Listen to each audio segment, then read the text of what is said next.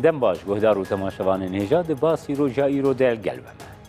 بریارا خلات جعلی امریکا و جبو گرتنا سرکردین پکک مراد کرا ایلان جمیل با کودران کالکان جرایا گشتیا کردی زیدتر رایا گشتیا ترکیه مجول کرد. ریو بروب سپورین ترک دوی باوریه دنه امریکا لیستکی بواندکه واند خاپینه. هر وها هر چند بردمان خواه برانبری روژاوای کردستانی راوستاندن جی کفین ترکیه همبری روژلاتی فراتی دودومن ترکیه پیوندیه پیده پککه وکی سدما سرکیه هلوستا خو نشان دیده. هر وها هبونا پککه لدورین باشوری کردستانی آلوزیان جی خلق و دستلاتا باشوری کردستانی رژی در دخبه پیش.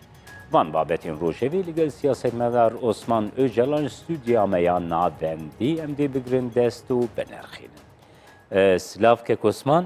سرچه خلاتا گرتن جسر کردین جبو گرتنا سر کردین پکک جالی امریکا و هرچند پکک و در دور آوی یعنی دنگه کی بلند وی بابتی ده در ناخی لی گلو پیاما امریکا جب پکک رچیه از دخوازم سر کردین تا بگرم و خلات جی بکم جبو وان آگاهین کو جبوی گرتنا و ببن سده گوت کرپیر بو edin net kanu bebezye u nedivîs çin başî nedidît.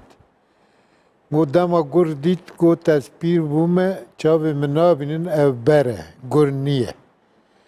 Car di dengê gur bîst got ez pîr bûme guhê me baş nabîsin.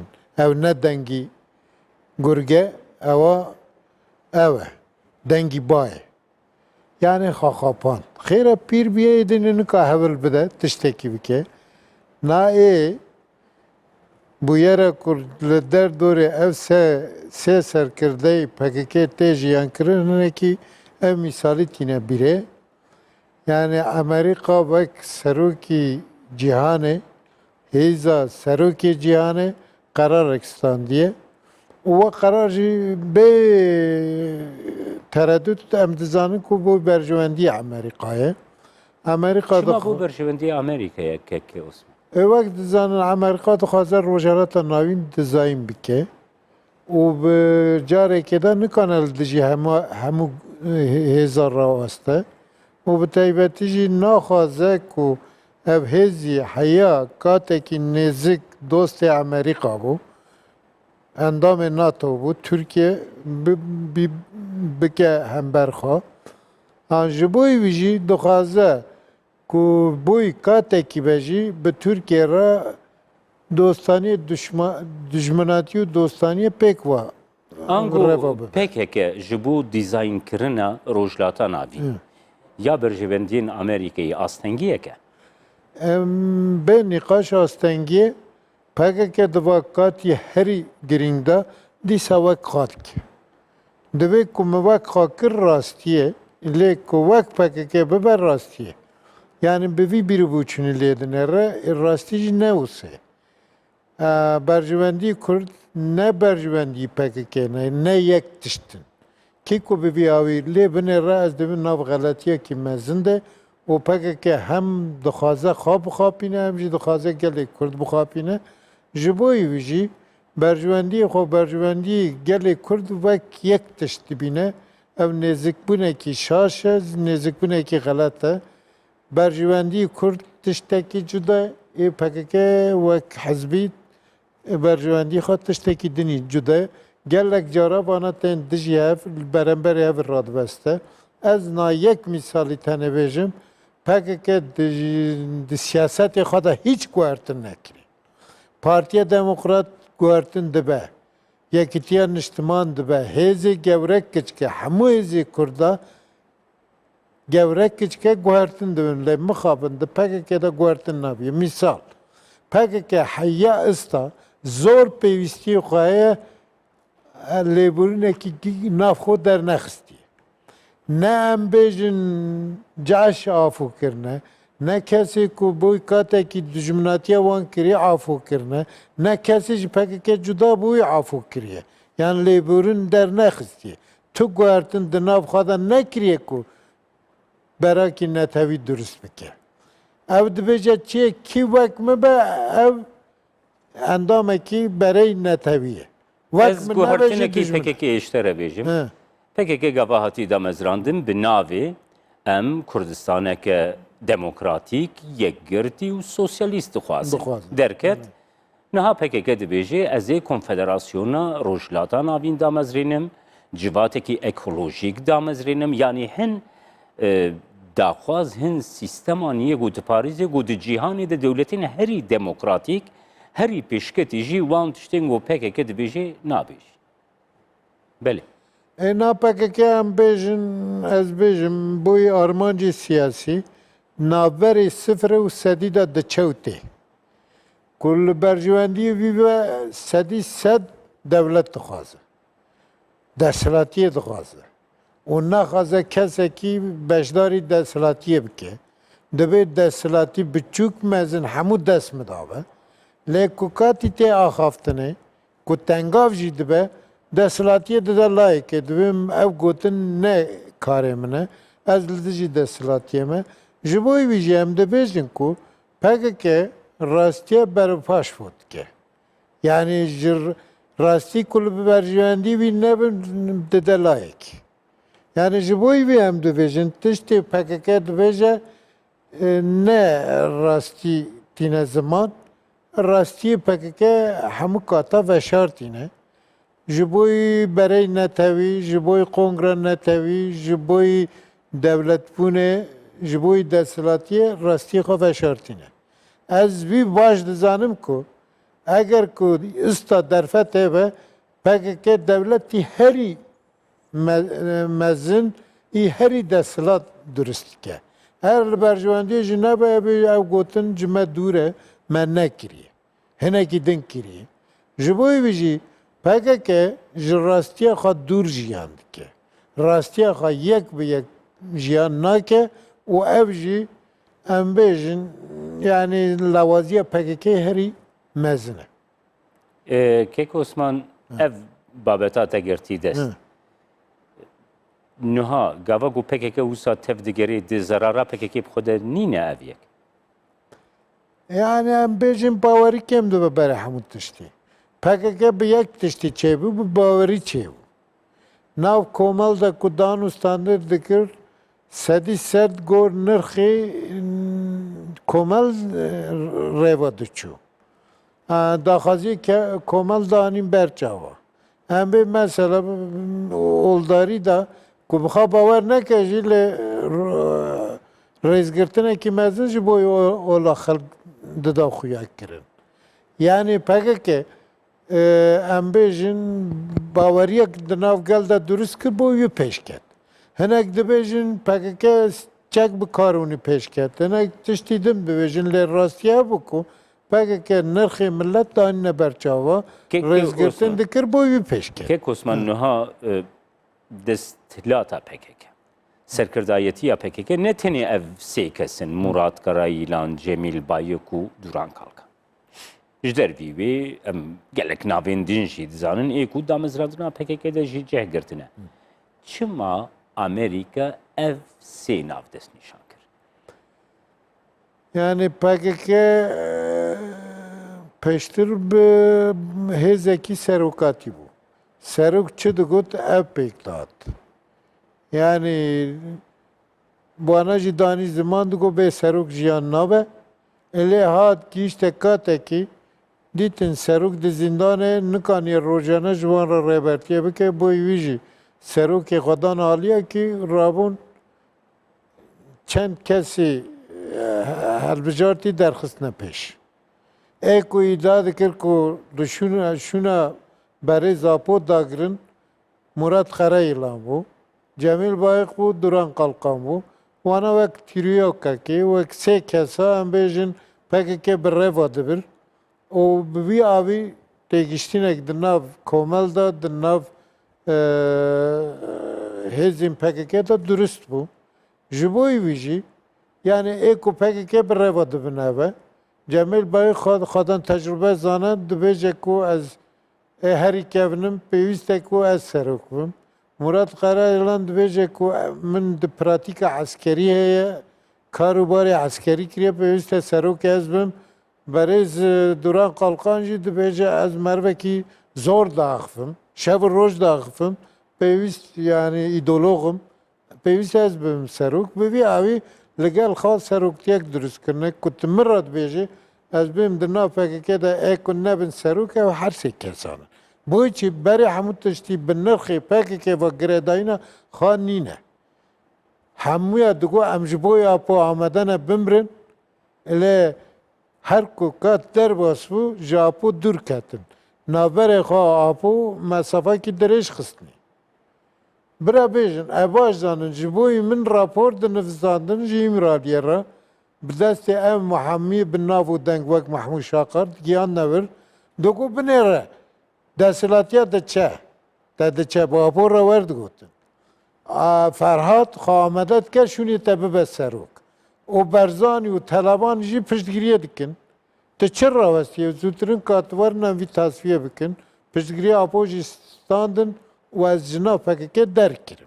Kek Osmanlıha ev helvesa Amerika piştî biryara dorpêçên Amerika bi ser komara İslamî de hat. Gelo tu girêdana wê hevû dûre heye. Gor ku em dizanin ev katî dumayê da hinek PKK piştî şerên xendeka tengavî jiyan kir. Zor lawaz bû. Yekemîn carek ku di mejiyû şerrî PKK da çalakî ku xelk li diş şerrî xendeka bû. Kesek li gel wî nebû. Ne gerîla, ne xelkî Kurd, kesekî negot ku hûn îşekî baş dikin. Ya xelk nebû du alî. Aliyek bê baş e, aliyek bê xelet e. Bi tevayî xelkî Kurd got ku ev taktîkê bu kartînin taktîkekî xelet e. Ê ku vî îşî karî dikin, mirovê baqil nabin. Hebe ya karî şeytanayî dînan e, ya jî hin kes vî didin kirin. Lê wek em dizanin ku şerê xendeka şikestinekî sed bi sed hûnî. Yani yekemîn car bi ku bi zava netewî aliye şer da di şerê xendeka da şikest. Katî di şerê xendeka da şikest, em bêjin yani ev bû PKK tenga bû, dema tenga bû piştgirî pêwîst bû. Amerika piştgiriya şikestinê nekir. Wana cardin li berjewendiyê xwe dîtim ku xwe nêzik dostê xwe qedîm bikin. Dostê xwe kevin bikin. Tê zanîn ku dostê kevin yek rejîma Esed e, duhemîn jî rejîma Tehran e, ya İslamiye. ye.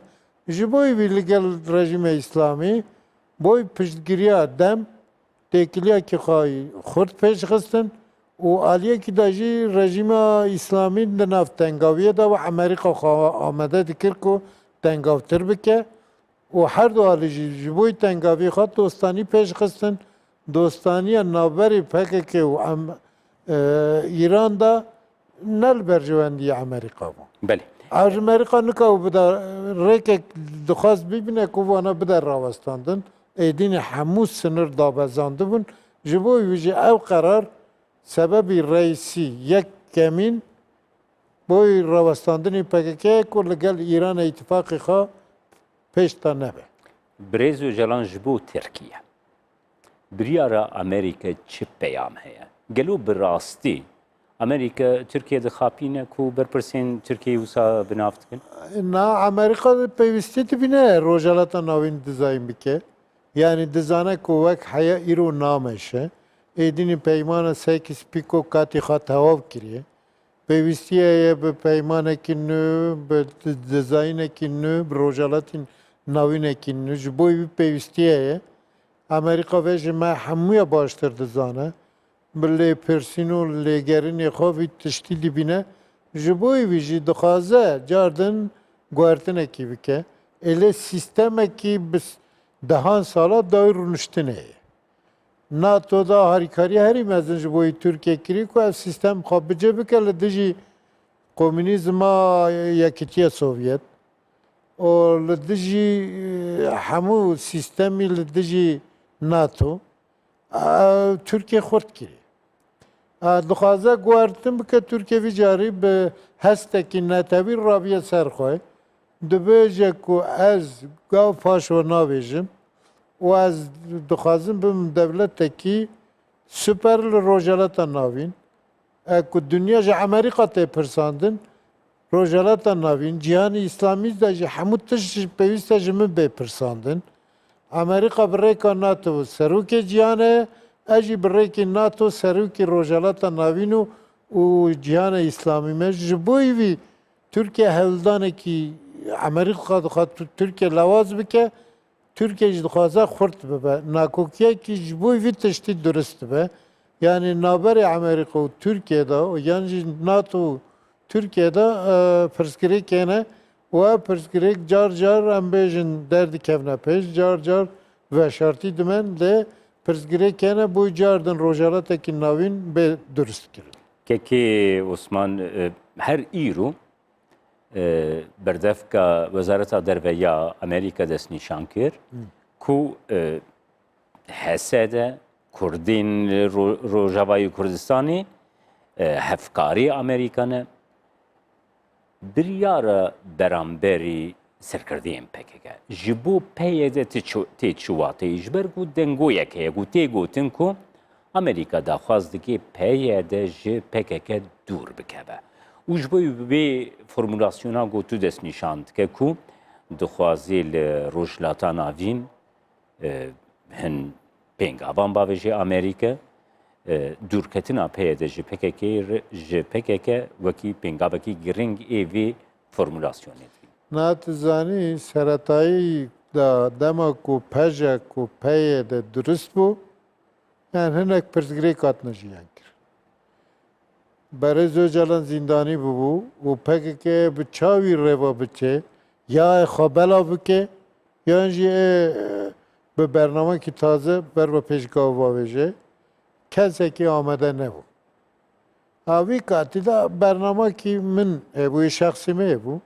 Min digot pêwîst e em hêzî xwe beşêdin ser bingehekî taze rê bixînin û bi pêşketinekî beşêdin em bikanibin şoreşê biparêzin. Ango peyê de û pêjak te organize kir. Min organize kir. Lê te organize kiribê kek Osman. Niha gihiştiya radayekê.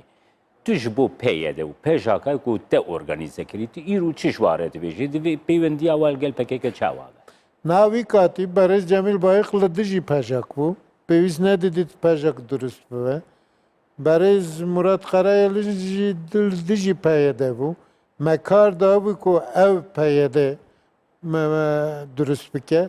Wê jî got em nexweşin meneviyeta min têk çûye hevalê Erdal şehîd bî nikan bikim. Aşkere got. Yani wana wî katî jî li dijî wî bernameyê bû. Pejek û peyê de vebûna PKK bû. Cerdin rêka jiyana PKK bû ev nelgel bû. Ne Cemîl Bayık ne jî Murat Karayêlan her dijî li dij bûn. Duran Kalkan jî heyê li dij bû. Yani seretayî de li dijî vîne û naxwazin ev her du pêngav di rêkekî serbixwe de ser bikevin. Amerîka li gel wî ye divê peyê de bira bibe hêzekî serbixwe. Ez bawerim ku dixwazin pejek jî bibe hêzî serbixwe li seretayî de vana li dijî ev pêngava bûn û naxwazin ev hêzna bibin serbixwe. Dixwazin girêdayî wan bin, wek wan bin, rabin, rûnin. Bi vî awî Gora baveriya te serxwebûna peyê de. Serbixwebûna pêjak. Ji bo wan beşên Kurdistanê ji bo wan ne baştir e? Baştir e, rêka serkeftinê ye. Binê peyê de hata durist kirin, ne bi daxwaziya Berêz Karayêlan bû. Em bêjin çûn bi Sûriye re gotin, ev ne îşê me. Osman Öcalan va bela xiste serî me, peyê de durist kir. İstihbaratê Îranê hat ji min re kir, got em ê swalekê ji te bikin, tu rast cewab bidî me. Min got ez ê cewab rast bidime we. Got dibêjin ku pejek te durist kiriye. Min got rast e min durist kiriye li bi qerarê hezb bû. Bi qerarê PKK bû. Min jî bi vî awî dîfaa xwe kir. Ew ne nelgel bûn, dixwazin îro têk bin. Lê Amerîka yani em bêjin cîhana demokratîk ev pêngava di cê de dîvîne û dixwaze ku peyê de û pejek hêzê serbixwe bin bi vî awî وبونک د شورش دا گوارتنک د شورش PKK بره و بری دا بیت جیان کرن بس اف سرکردانا وی قبول ناکن بوی ویجی یک سببی دنجی هی که وانا آستنگن لپیش مزنبونا شورشی گاته کی برز جمیل بایق و برز علی حیدر قیتان سرکرده PKK هری پیشون وانا آستنگ در دخستن پیش PKK avray kirin Avrupa. La Avrupa jî sê kesî PKK hat nekirtin. Wa yek numan û çar bû, em divin Mahir Welat. Êdin Duran Qalqan bû, êdin jî ev biraderî Ali Haydar bû. Wana girtin numan û çar azad kirin, êdin kirine zindana 6 sala. Divan müddetî 6 sala da PKK pêşke. Bele. Yani Almanya, az tahmin dikim istihbarat Almanya, boy ku şoreşa Kürt peş bike ve ev astangnaj peş rakirin. Az dibim ev her se serkerde pirci Kürtçi edini buna astang boy peşketina şoreşi. Kek Osman, Türkiye'deki diyartke ku Amerika cihe serkirdiyen PKK herkesi baştırdı sana. Zana. Bere biçe vam bigire ura desti Türkiye bike.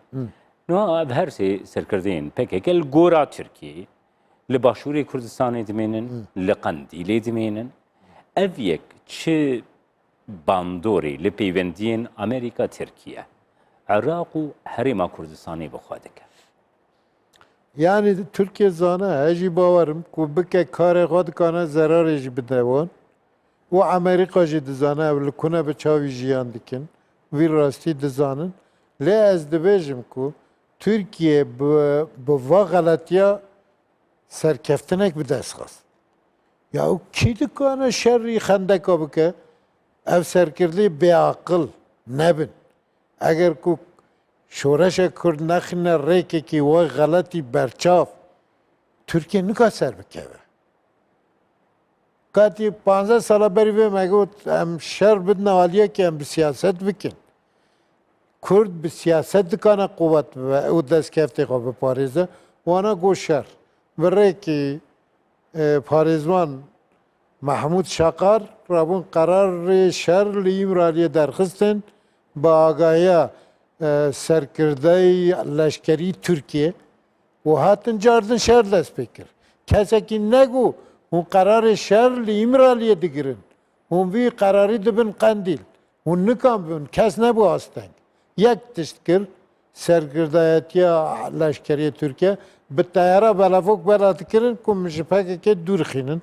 Talimatê xwe bi rêkê belavoka digiyan serkirdeyê PKK û em dûr kirin û şer Birêz dest. Öcalan nuha hebûna PKK li başûrê Kurdistanê gelek alozî bi taybetî li wan deverên got PKK kontrola xwe li ser wan pêkaniye pêkitê.